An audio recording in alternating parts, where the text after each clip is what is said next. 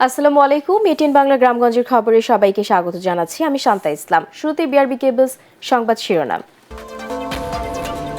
Singapore থেকে ঢাকায় পৌঁছেছে শহীদ ওসমান হাদির মরদেহ। শাহজালাল বিমানবন্দর এলাকায় শোকার্ত ছাত্র জনতার ঢল, সেনা ও বিজিবি মোতায়েন।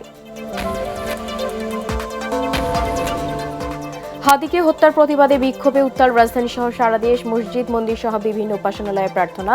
খুনিদের অবিলম্বে গ্রেপ্তারের দাবি।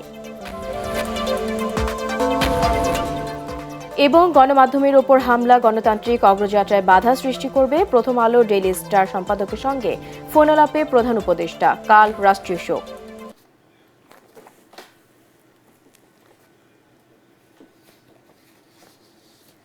শুনছিলেন বিআরবি কেবলস সংবাদ শিরোনাম। এবারে জানিয়ে দেব বিস্তারিত সংবাদ। সিঙ্গাপুর থেকে ঢাকায় পৌঁছেছে ইনকিলাব মঞ্চের মুখপাত্র শরীফ ওসমান হাদির মরদেহ। তাকে বহনকারী বিমান বাংলাদেশ এয়ারলাইন্সের BG385 ফ্লাইটটি 5টা 48 মিনিটে হজরত শাহজালাল আন্তর্জাতিক বিমানবন্দরে অবতরণ করেছে। বিমানবন্দরের 8 নম্বর গেট দিয়ে হাদির মরদেহ বের করা হবে। এর আগে দুপুর 2টায় সিঙ্গাপুরের চাঙ্গি আন্তর্জাতিক বিমানবন্দর থেকে রওনা দেয় হাদির লাশ বহনকারী বিমানটি। বিমানবন্দর থেকে সাহসী এই জুলাই যোদ্ধার মরদেহ নেওয়া হবে ঢাকা বিশ্ববিদ্যালয় কেন্দ্রীয় জামে মসজিদে। সেখানে হাদিকে শেষবারের মতো দেখা ও শ্রদ্ধা জানাবে সর্বস্তরের মানুষ। জুলাই জজবার প্রাণ, স্বাধীনতার সার্বভৌমত্ব রক্ষার অকুতোভয় এই বীরকে গ্রহণ করতে এয়ারপোর্ট থেকে শাহবাগগামী রাস্তার দুপাশে ভিড় করছেন ছাত্র জনতা। বিমানবন্দর, খিলক্ষেত, বনানী, কারওয়ান বাজার, হোটেল ইন্টারকন্টিনেন্টাল ও শাহবাগ এলাকায় র্যাব পুলিশের পাশাপাশি সেনা ও বিজিবি মোতায়েন করা হয়েছে। সন্ত্রাসীদের গুলিতে মারাত্মক আহত হয়ে সিঙ্গাপুর জেনারেল হাসপাতালে চিকিৎসাধীন অবস্থায় গতরাত 10:45 মারা যান ওসমান হাদি।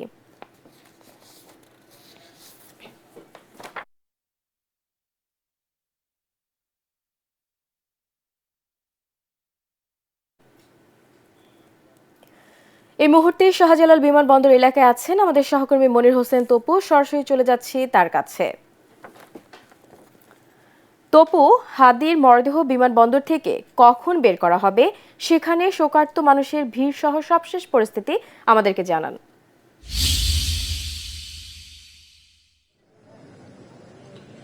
ধন্যবাদ শান্তা। আপনাকে জানিয়ে রাখি, কিছুক্ষণ আগে এই হজরত শাহজালাল আন্তর্জাতিক বিমানবন্দরে হাদির যে মরদেহ সেটি এসে পৌঁছেছে। তবে এখন পর্যন্ত এখানে কিছুক্ষণ আগে, ঠিক 5 মিনিট আগে আমরা যেটি দেখেছি, এই বিমানবন্দরের ভেতরে ওসমান হাদির মরদেহ বহন করবে যে ফ্রিজিং ভ্যানটি, সেই ভ্যানটি এরই মধ্যে ভেতরে প্রবেশ করেছে এবং এর আশপাশে এবং সামনে এবং পেছনে আমরা দেখেছি আইনশৃঙ্খলা বাহিনীর যে প্রোটোকল এবং যানবাহন সেগুলো ছিল। আর তবে এখন পর্যন্ত আপনি এখন দেখতে পাচ্ছেন যে হজরত শাহজালাল আন্তর্জাতিক বিমানবন্দরের যে 8 নম্বর যে গেট রয়েছে, সেই গেটের সামনের দৃশ্য এখন দেখতে পাচ্ছেন। এখানে অসংখ্য আইনশৃঙ্খলা বাহিনীর সদস্য এখানে উপস্থিত রয়েছেন। সেনাবাহিনীর সদস্যরা আজ আমরা দেখেছি দুপুরের পর থেকে এই পুরো বিমানবন্দরের এই 8 নম্বর গেট জুড়ে তারা নিরাপত্তা জোরদার করেছেন। একই সাথে এখানে বিমান বাহিনীর সদস্যরা এখানে উপস্থিত রয়েছেন।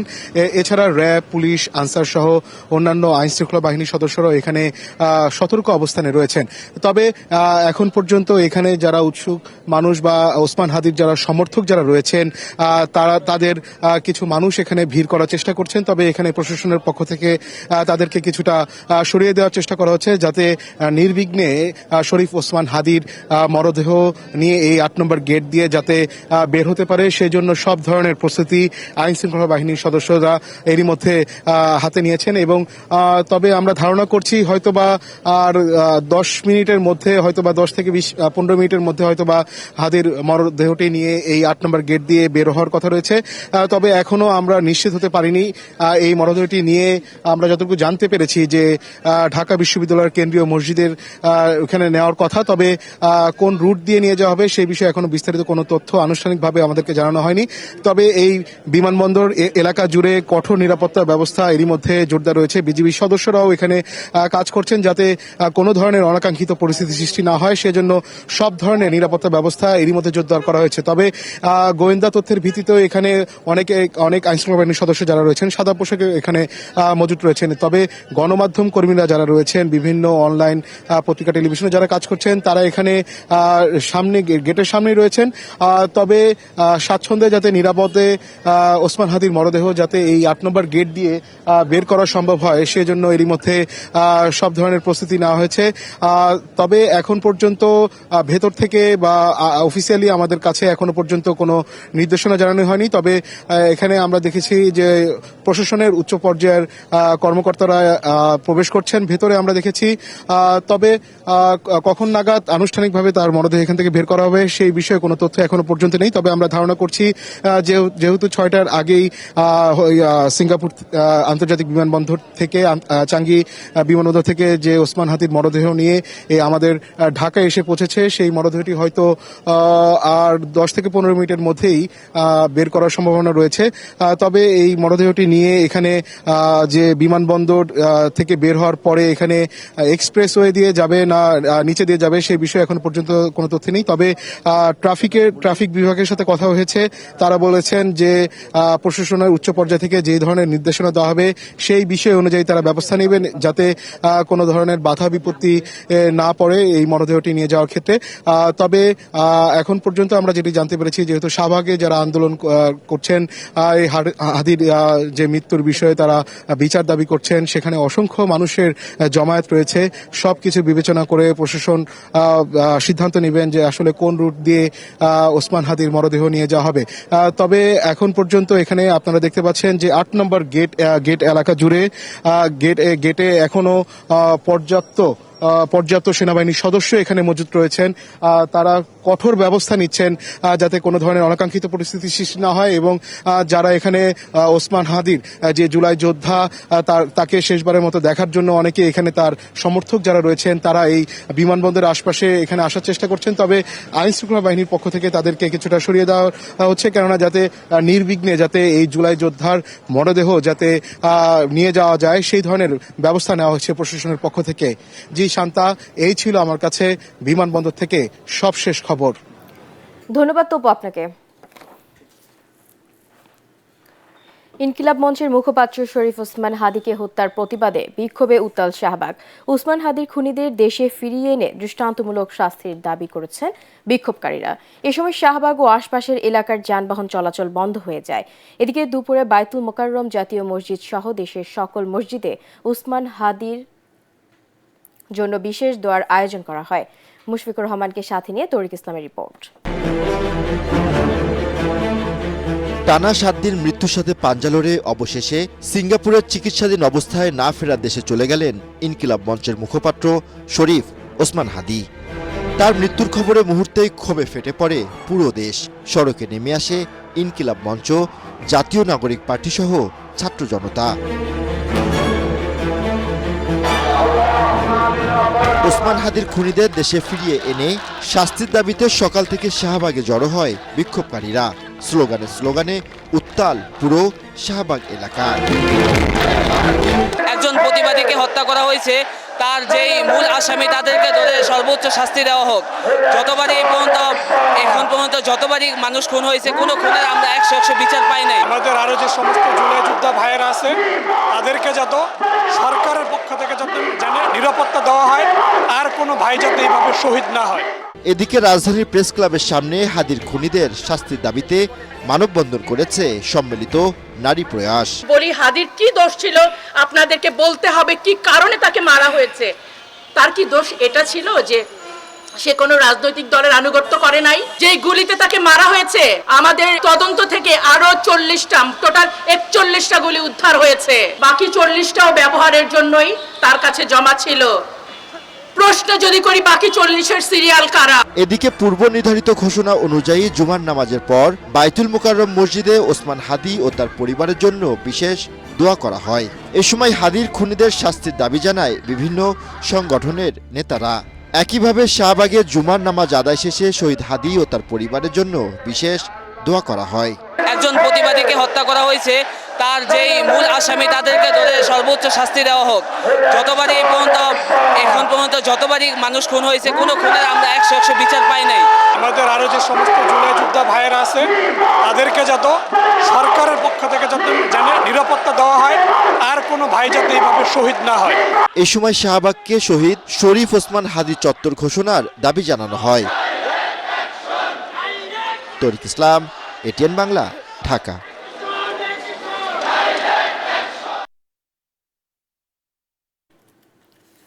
ওসমান হাদির মৃত্যুকে কেন্দ্র করে দৈনিক প্রথম আলো, ডেইলি স্টার, ছায়ানট ও ধানমন্ডি ৩২-এ হামলা, ভাঙচুর ও অগ্নিসংযোগের তীব্র নিন্দা এবং প্রতিবাদ জানিয়েছেন নাগরিক সমাজের প্রতিনিধিরা।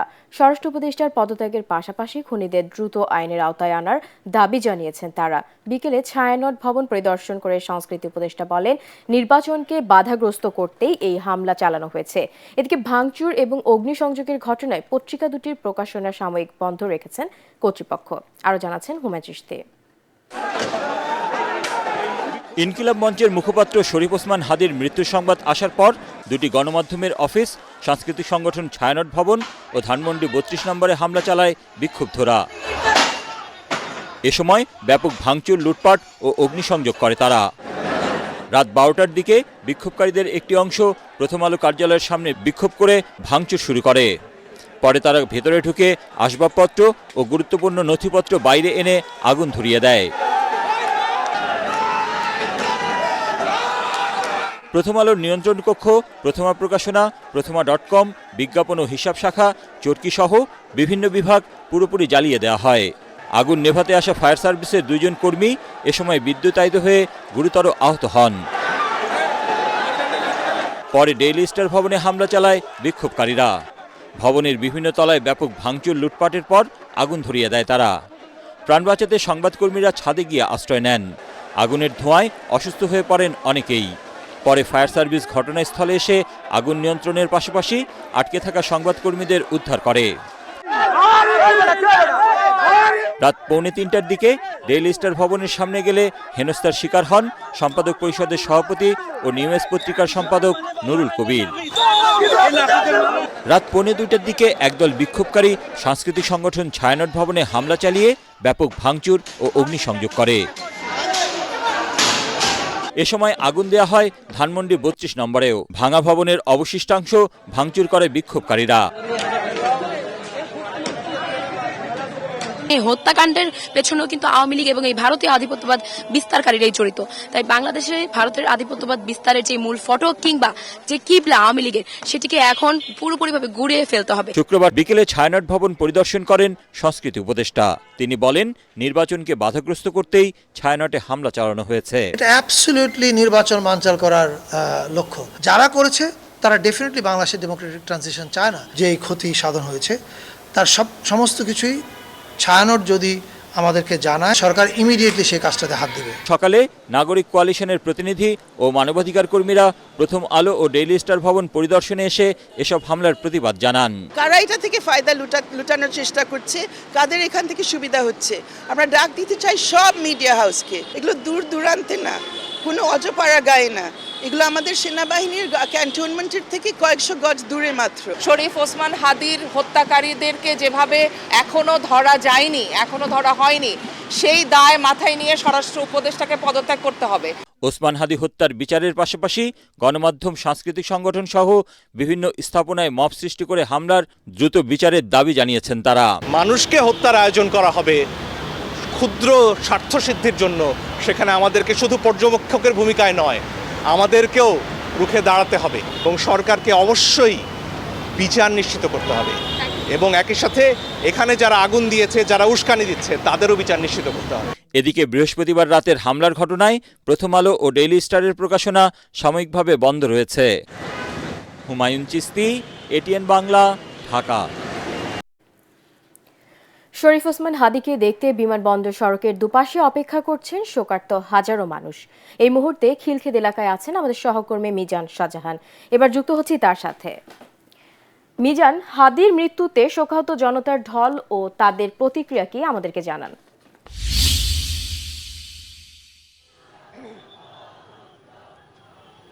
শান্তা, আপনাকে ধন্যবাদ। আমি এখন দাঁড়িয়ে আছি বিমানবন্দর সড়কের সামনে। এখানে হাজার হাজার লাখ লাখ মানুষ যারা হাদি ভক্ত, যারা হাদিকে ভালোবাসেন, তাকে শেষ বিদায় জানানোর জন্য তারা এখানে সড়কের দুই পাশে দাঁড়িয়ে আছেন। তারা নানামুখী স্লোগান দিচ্ছেন। আমরা তাদের সঙ্গে কথা বলার চেষ্টা করেছিলাম।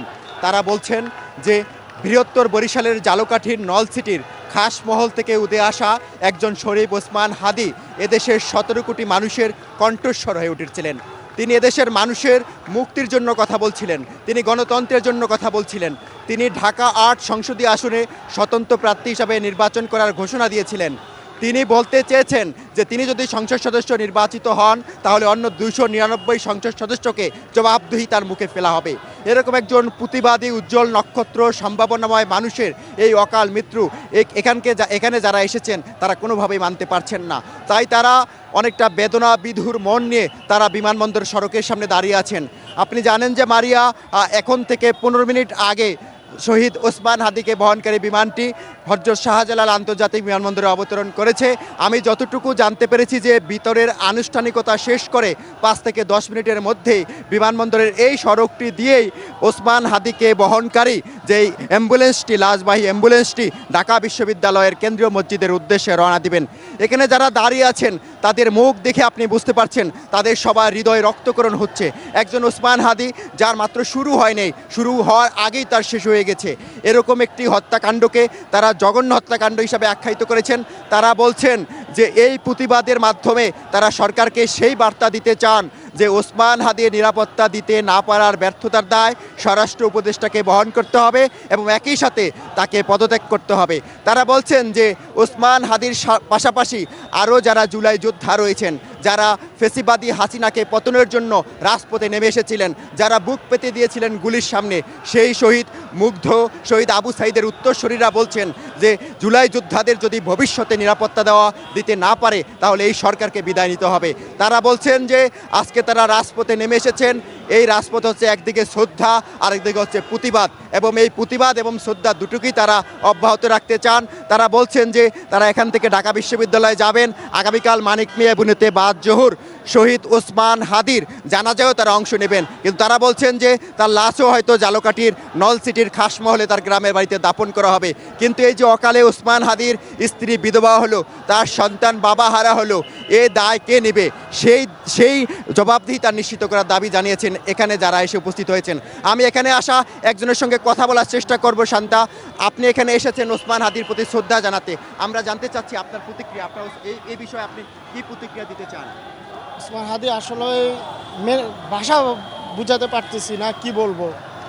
আসলে অফিস থেকে রাস্তাঘাট সব বন্ধ, কি করব, ওনার দেখতে তো পারবো না, এয়ারপোর্টে আসছি দেখার জন্য।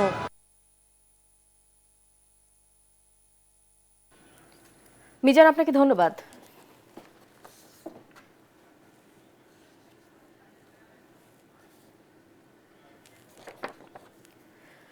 হযরত শাহজালাল আন্তর্জাতিক বিমানবন্দর থেকে ওসমান হাদির মরদেহ নেওয়া হবে ঢাকা বিশ্ববিদ্যালয়ে। এর আগ থেকেই শাহবাগ ও বিশ্ববিদ্যালয় এলাকায় জড়ো হয়েছেন শত শত মানুষ। সেখানকার পরিস্থিতি জানতে এবার যুক্ত হচ্ছে খায়রুলের সাথে।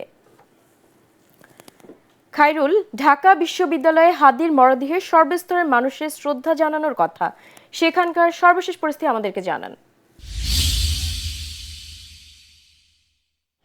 শান্তা, আপনাকে জানিয়ে রাখি আজকে 6টার কিছুক্ষণ আগে শরীফ ওসমান হাদির মরদেহ বিমানবন্দরে আনা হয় এবং সেখান থেকে ঢাকা বিশ্ববিদ্যালয়ের এই কেন্দ্রীয় মসজিদে আনার কথা রয়েছিল এবং সর্বসাধারণকে দেখার সুযোগ করে দেওয়ার কথা ছিল। তবে কিছুক্ষণ আগে ইনকিলাব মঞ্চের ভেরিফাইড ফেসবুক পেজের মাধ্যমে আসলে জানানো হয় তাকে আজকে এই ঢাকা বিশ্ববিদ্যালয় কেন্দ্রীয় মসজিদে এখানে আনা হচ্ছে না। তাকে বিমানবন্দরের সেখান থেকে সরাসরি হিমাগারে নেওয়া হবে, সেখানে রাখা হবে এবং সেখান থেকে আগামীকাল বাদ জোহর মানিক মিয়া এভিনিউতে তার জানাজা অনুষ্ঠিত হবে, সে কথাগুলো সেখানে উল্লেখ করা হয়। এছাড়াও ইনকিলাব মঞ্চের ফেসবুক পেজের মাধ্যমে জানানো হয় যে আসলে তার পরিবারের অনুরোধে কবি কাজী নজরুল ইসলামের কবরের পাশেই তাকে দাফন করা হতে পারে। এখানে কিন্তু কিছুক্ষণ আগেও হাজারো মানুষের ভিড় ছিল। হাদির সমর্থকরা এখানে এসে উপস্থিত হয়েছিলেন তাকে একটাবার দেখার জন্য। এখানে সেসব মানুষ এসে উপস্থিত হয়েছিলেন। এই মুহূর্তে আমি একজন হাদির সমর্থকের সঙ্গে আমরা কথা বলবো, জানার চেষ্টা করবো আসলে তার অনুভূতি, এই যে দেশের একজন বীর যে শহীদ হলো সেই বিষয়টা আসলে তার কাছ থেকে জানার চেষ্টা করব। জি, আপনি আমাকে বলবেন যে এই যে হাদিকে নৃশংসভাবে গুলি করা হলো, হত্যা করা হলো, আসলে এই বিষয়টা কিভাবে দেখছেন? এটা আসলে হাদিকে যেভাবে নৃশংসভাবে হত্যা করা হয়েছে এটা কোনোভাবেই কাম্য নয়। কারণ 5 আগস্টের পরে আমাদের একটা আশা ভরসা ছিল এই দেশ এবং জাতির কাছে, যাদেরকে আমরা উপদেষ্টা পরিষদে পাঠিয়েছি, কিন্তু এই বীরদেরকে নিরাপত্তা দেওয়া। কিন্তু অত্যন্ত দুঃখের বিষয় হলো হাদিকে যখন হুমকি দেওয়া হলো 30টি নাম্বার থেকে বারবার সরকারের কাছে বলার পরে, অনুরোধ করার পরেও সরকার সেদিকে ভ্রুক্ষেপ না করে,